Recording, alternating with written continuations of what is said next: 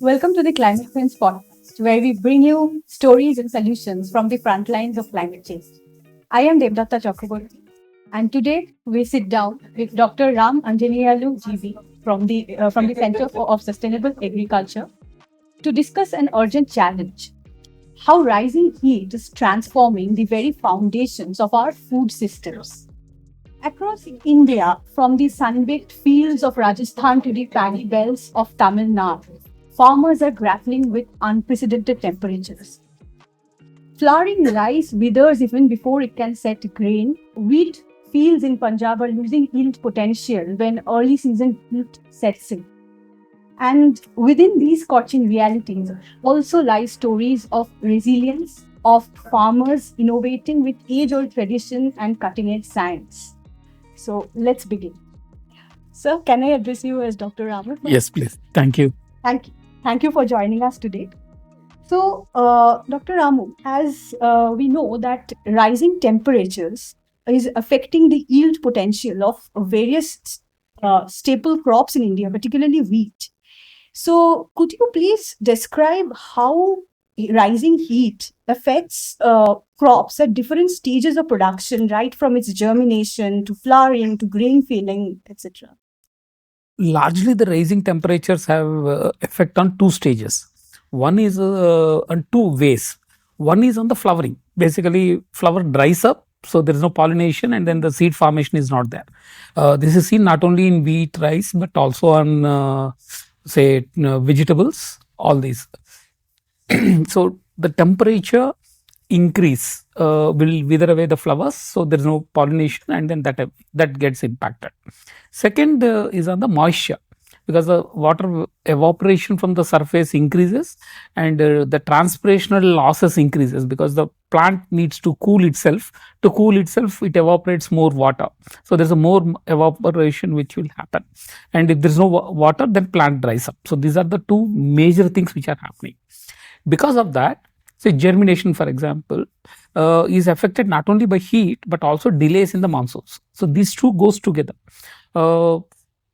Every year, normally monsoon comes in around end of May or June first week in South India, around June first week in North India.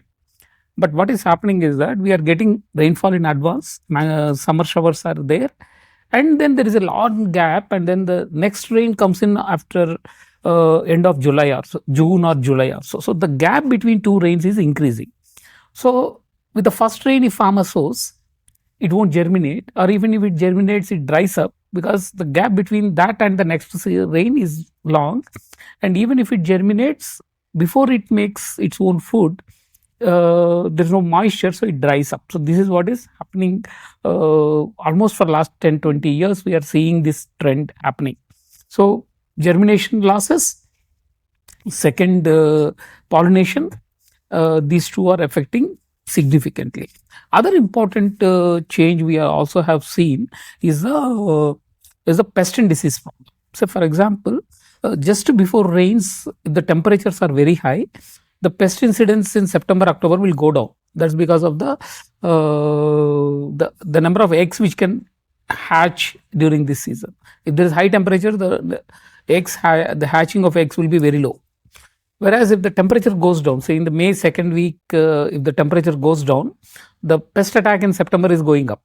This is one thing which we have seen. Also, the third impact is the effect of heat on the natural enemies. So if the natural enemies goes down, the pest problem goes up. So because of that, even the pest attack is becoming unpredictable. So when you're talking about natural enemies, what? So there are a number of insects which eat other insects. There are a number of microorganisms which cause diseases in the insects and other disease-causing organisms. So there is an ecological balance in nature normally. But when the balance is distorted, if some insects die, other insects become more. So that's one reason. If you see in the last few years, say around 2000, borers were a major problem in the country across crops. But today it is the sucking pests which have become a major problem. That shift in pest problem is also because of the changing nature of the climate. What kind of losses farmers incurring because of climate change? And we know that our small and marginal farmers are the worst affected when it comes to climate-related calamities. So, how are they coping with these kind of losses, and what kind of support mechanism do they have? So the crop losses have increased significantly. So the crop losses have increased significantly over last 20 years. And that's mainly because of the moisture and then the temperature increase. Lack of moisture and the increase in the temperature. These two are happening. So crop losses are increased. But when the crop losses happen, the coverage is only the insurance.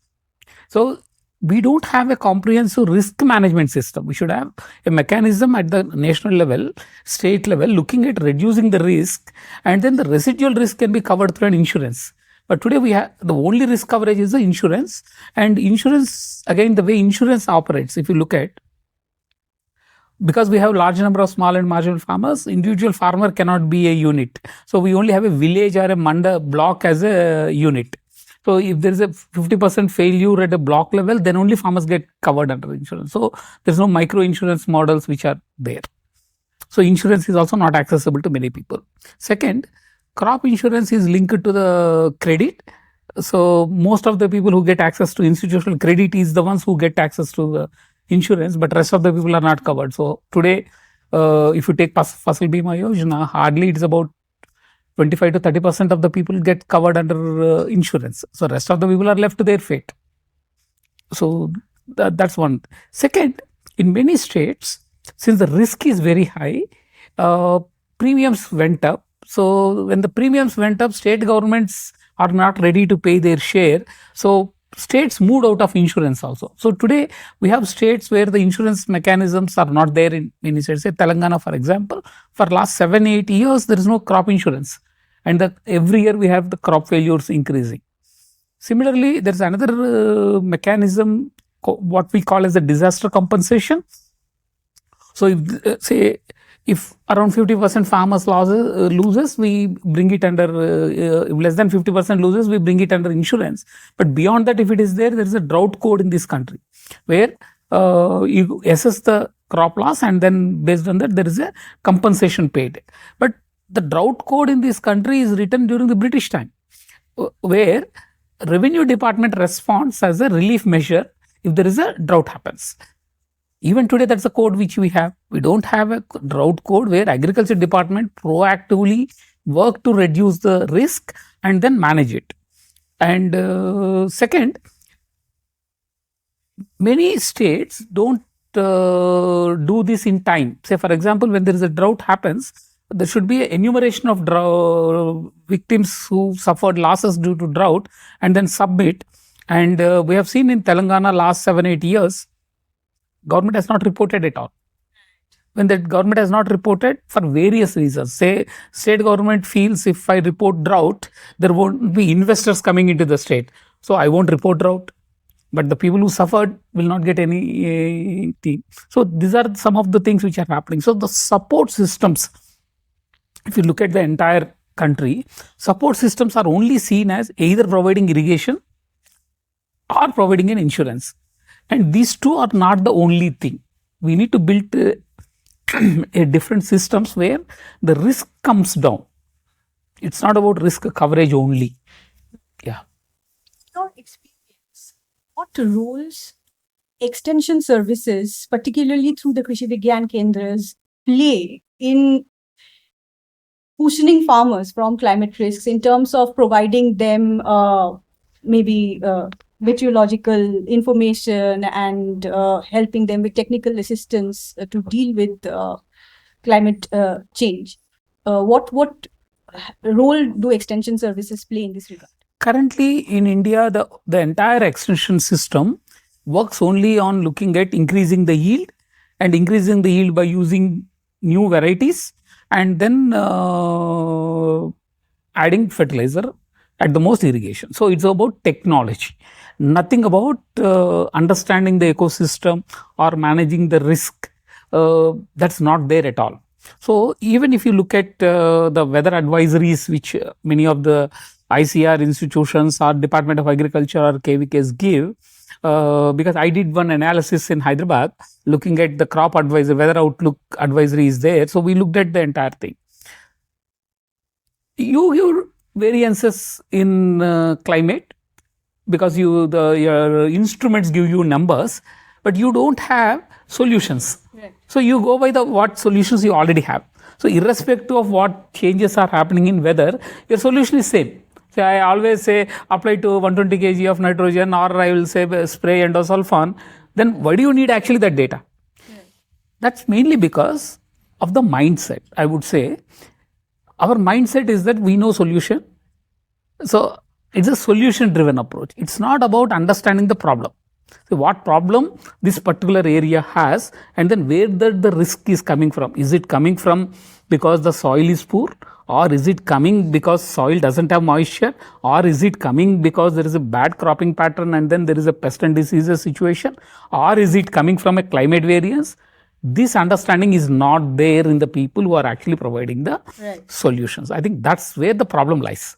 So we think we know the solutions.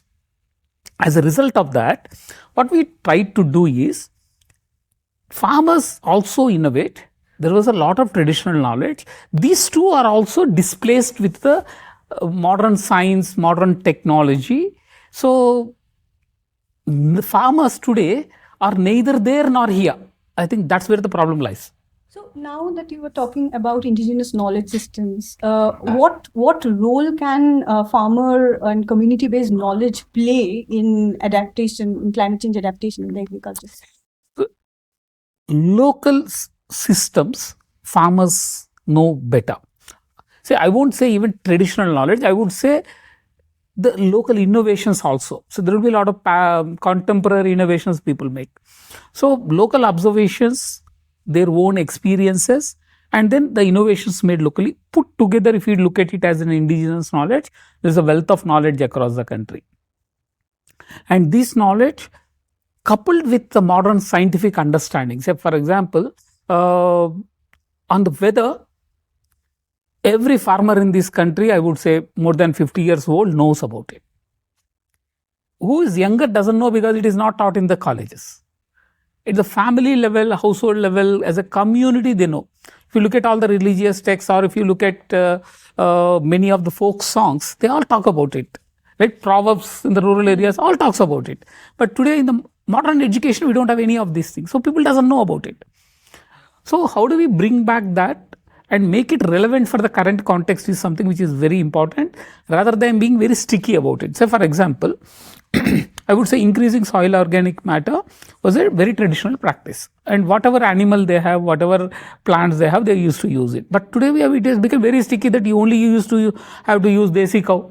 If you don't have a desi cow, it is not natural farming, isn't it? So I would say that pushing ideology driven solutions or technology driven solutions are the ones which are causing the problem. Leave it to the people, let them make the choices, explain whatever the rationality you have or the scientific reasoning you have, let the people make the choice, because it's finally farmer who is doing agriculture is the one who has to take the decision there. How do you improve their decision making behavior? How do we create an ecosystem so that they can take a right decision? I think these two are the most critical things. In the absence of these two, we are trying to push things which won't work. Yeah.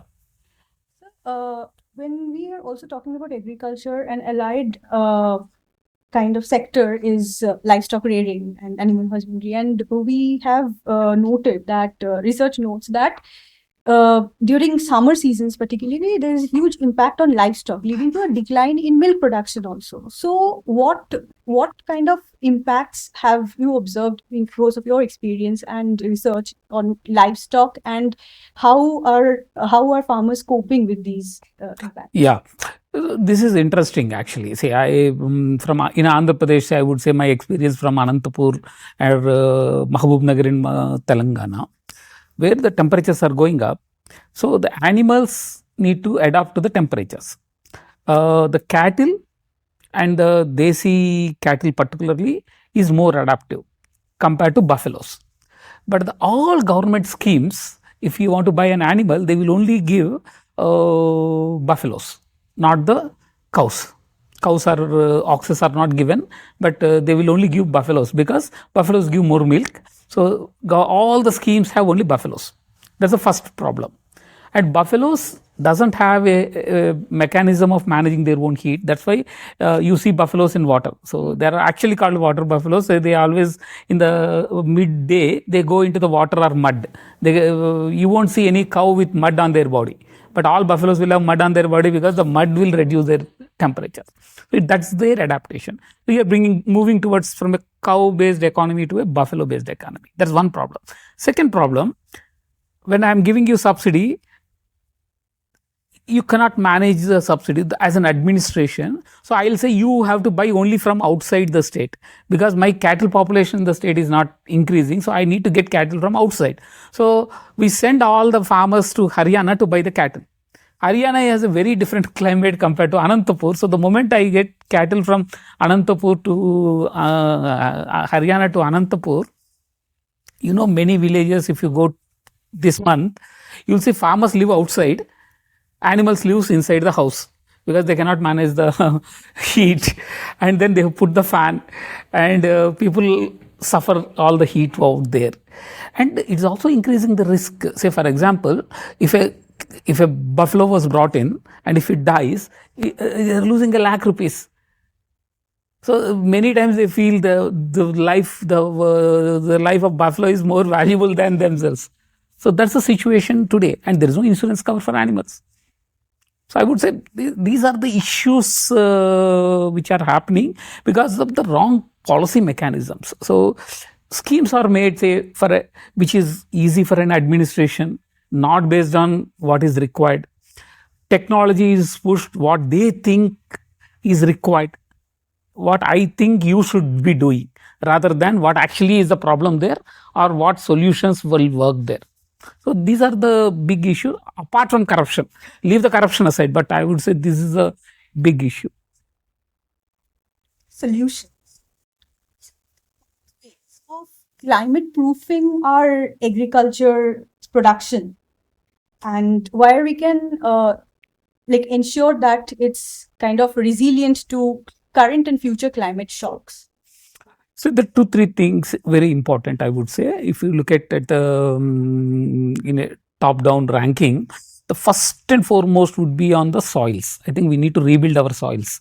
Soil fertility has gone down significantly. Soil organic matter has gone down significantly. That's one of the reasons we are not able to hold water. Moisture holding capacity of the soil has gone down. There's no nutrients in the soil, so you need to apply more and more chemical fertilizer. And as a result, we don't have even the nutrients in the food we are eating. So this has become a vicious cycle. So I think a lot of investment has to actually go from investing on chemical fertilizer to actually rebuilding the soils. I think that's a fundamental shift one need to make. Second, a lot of focus should happen on the water conservation and then water budgeting and then cropping systems based on that. That's the second, I would say. Can we have at the district level, state level water budgeting?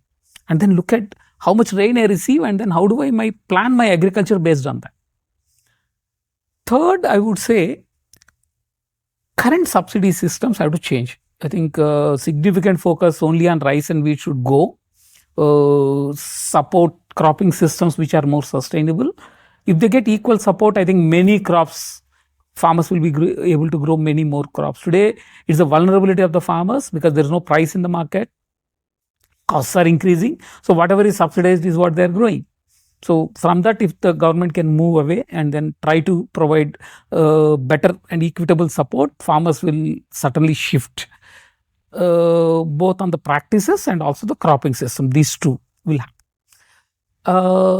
Again, very important issue we need to look at farming not as just technology but as a livelihood. So how much income farmers are able to make. If you look at today, the income coming from crop production is just about 20% in Andhra Pradesh and Telangana, maybe around 35% in the rest of the country. Still, rest of the 70% actually has to come from other sources like livestock, wages and other sources. Again, wages is a very tricky thing because the wage has to come from agriculture only because there is no industry in the rural area. So unless agriculture is viable, wages are also not available. So it's becoming a vicious cycle. So can we look at rebuilding rural economy by investing more on creating livelihoods which are more interdependent. Why should everything be manufactured in urban areas? Why should all the startups ecosystem is only in urban areas? Why don't we have startups in the rural areas? Rural enterprises, where is the support available for them? And how are we going to build farmer cooperatives and then build them capacity so that they can deal with their local issues? So I think there should be a whole range of policy changes we need to bring in. But till we reach then, immediate solutions also are very critical, because currently there's a huge crisis. So like I mentioned, one is about the soil and water. Second, I think insurance mechanisms. And third, I think increasing credit access to the people. I think that is also very important. Today, even the identifying farmer is based on the land ownership. If I continue to identify only based on the land ownership, and more than 50% of the landowners live in urban areas, not in the rural areas, there are no more farming, and The beneficiary. they are not reaching, it is not reaching the beneficiaries. So we need to increase the access to credit, which requires actually a system of identifying farmers in this country, enumerating them and then supporting them. I think that these are some of the things which will work. So the government has set up the National Millets Mission. So did that improve the uptake of millet farming among farmers, or did it help kind of move away from unsustainable crops like rice?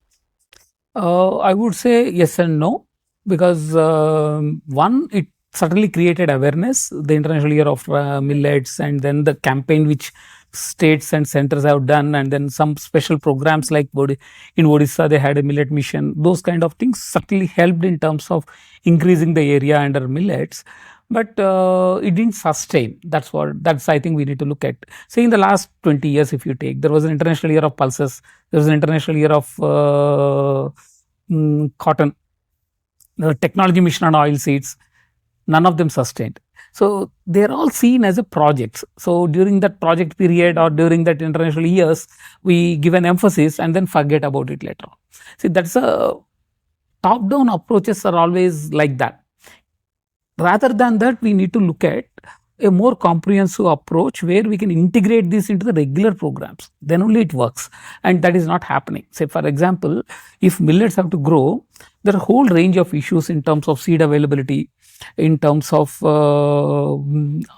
post-harvest management, so in terms of harvesting or processing, no technologies are available, information is not available. And also if rice only is procured, millets are not procured, farmers, there is a price differential between the two, so farmers are also not getting any benefit. So if there is a limited irrigation, the moment irrigation is available, people are switching away from millets. Say in 2017, NABARD has come up with a interesting study. They said if states get access to additional irrigation, what crops they should be focusing on. And I've seen in Telangana that they did exactly opposite. So the NABARD report actually said you should not grow rice and cotton, but exactly rice and cotton is the area which has increased. That's because the support systems are all available only for these two crops, not to the other crops. So it's the millets also falls under that category. So we need to look at shifting away from the policies which we started in 1970s, because the challenge in 1970s was very different, and today the challenges are very different. So when the problems have changed, if you want to solve the new age problems with the old age solution, I think it's not going to work. Yeah.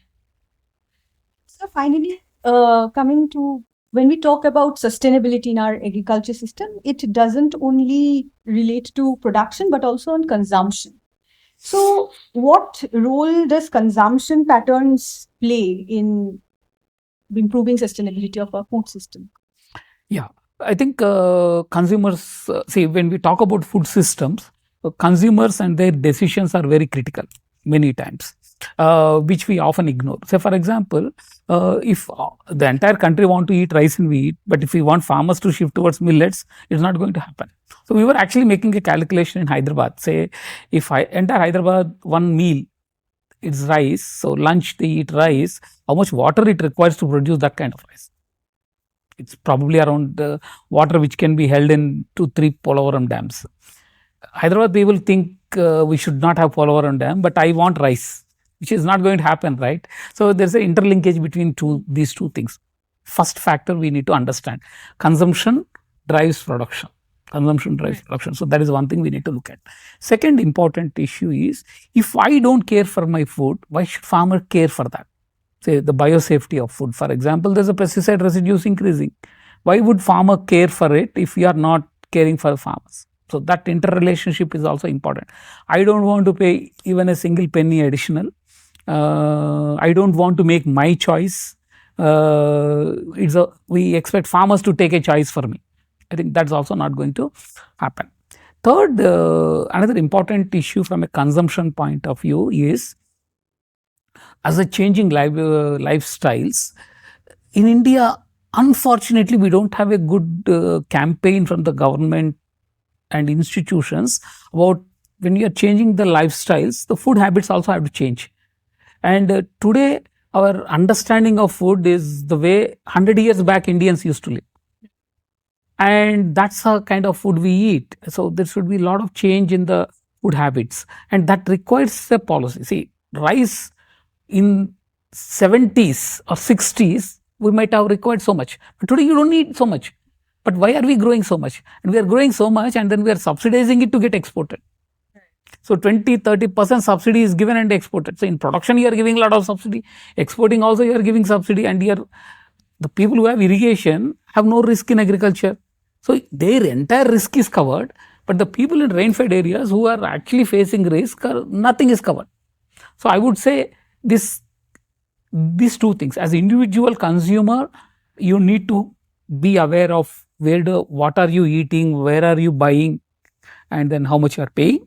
At the same time, government, which influences consumption. I would say in this country, who is the largest buyer of food? It's the government. 40% of rice is bought by government. So you set a price. So everybody grows that. You're the largest buyer. So if you don't change your habit and you expect consumers to change, also won't happen. I think that's where the issue lies. So our perception, government should stop working based on their perception. We should actually move on and then understand what actually is required, and then based on and what is the problem, and then based on that they need to come up with the solutions. On the temperature impacts, I think one important thing every one of us face is, say, in April, May, temperatures goes up. So the tomato flowers dries up basically. So tomato is around 25 degrees is what you get better yield. So the June, July, tomato prices goes up significantly. We are all worried about the prices when the 2 months prices goes up, but rest of the season the prices goes down significantly for farmers. No one worries about it. So that also is another thing we need to understand. So the price variations is highly linked to the temperature variations happening over there, and either we need to look at when the prices goes down, I compensate, so that when the prices goes up, they will compensate me. So for 2 months, if farmers can compensate, for 8-9 months, if consumers can compensate, problem would be solved. But today we are not doing that. So I always feel, as a consumer, if I always feel that I should always get cheaper food, I think the problem lies there. Thank you so much, sir. So to sum up, from germination losses to increasing pest attacks, climate change is crippling our agriculture systems. What we need is more comprehensive risk management, better water budgeting and soil improvement, along with improving credit access to the farmers to protect vulnerable livelihoods. Thank you so much, sir, again for illuminating these critical issues, and thank you all for tuning in. I am Debdatta Chakraborty, and until next time, stay informed, stay empowered, and keep the conversation alive.